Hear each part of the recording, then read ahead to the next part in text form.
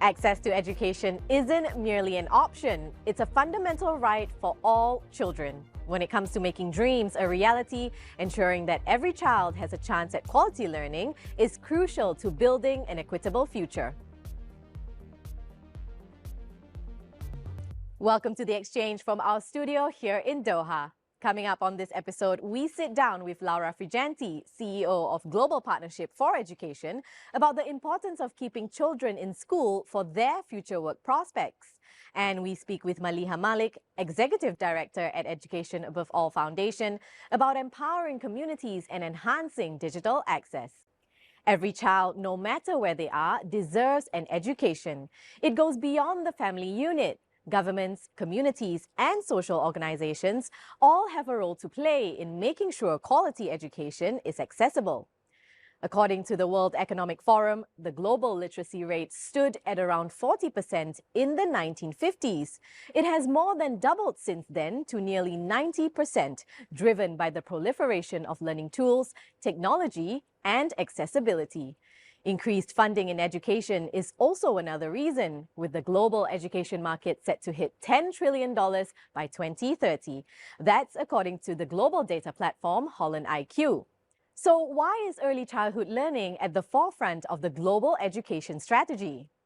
I sat down with Laura Friganti, CEO of the Washington, D.C.-based Global Partnership for Education, the largest fund dedicated to boosting education in developing countries. She explained how this phase of education translates into workforce productivity.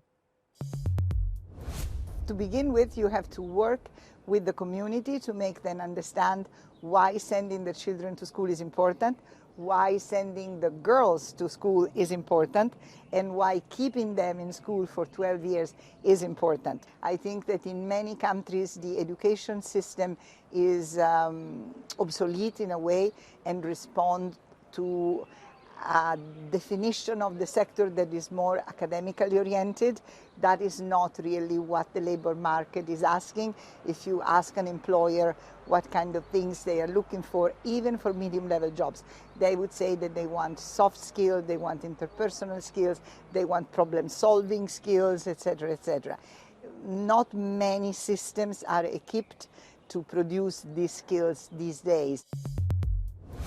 Well, when it comes to providing quality learning for children, it's not just about what's taught in the classrooms, but outside of it too. According to UNESCO, the Netherlands has shaken up the conventional model by consistently providing forward-thinking education. Our reporter Stefan de Vries takes a look at the country's holistic approach. Hi Lila, I'm in Amsterdam, the Netherlands, where the education system is known for its innovative approach and its focus on children's well-being, making it one of the most effective in the world. The Dutch believe in autonomy, innovation and inclusivity, allowing schools to shape their curriculum and foster critical thinking.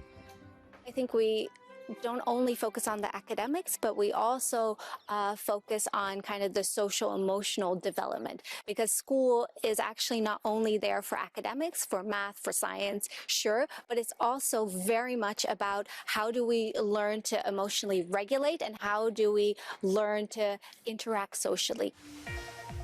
In the Netherlands, children actively participate in society through the Jeugdjournaal, a news program that empowers them to engage with current events.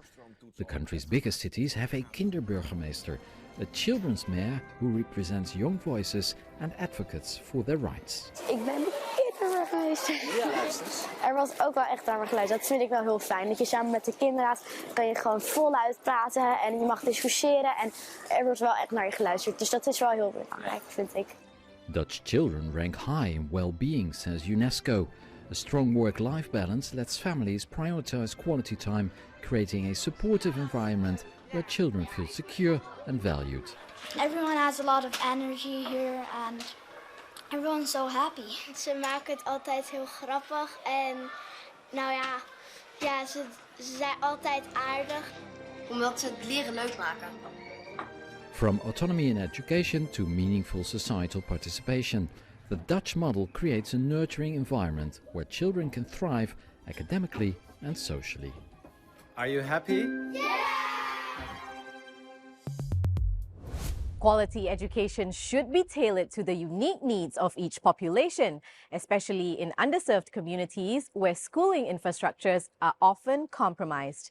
I spoke to Maliha Malik, Executive Director of Education Above All, a foundation in Qatar dedicated to protecting education for disadvantaged groups. I asked her about the organization's outreach programs and how technology is used as a tool to bridge the gap. It has to start off with a needs assessment of the local population, and it has to start off by listening to people themselves, the beneficiaries, and their families and communities about what they need. The best results in terms of schools, in terms of education, are when the community leads their own vision of what a school is. That's when it's sustainable. That's when people feel invested in their own school, their own education. Technology is a double-edged sword. So on the one hand, the risk is that technology is going to be a wonderful solution, but those who can afford it, we need to make sure that the principles of equity and inclusion and fairness apply to accessing quality education through technology. Now it's time for our regular feature, Business in 60 Seconds. Start the clock. Tech giant Apple is gearing up to announce its Q2 financial results for 2025. Its Vision Pro headset, which retails at $3,500, has found a surprising niche in the medical field, with doctors using the spatial computing device for surgery, training, and post-op analysis.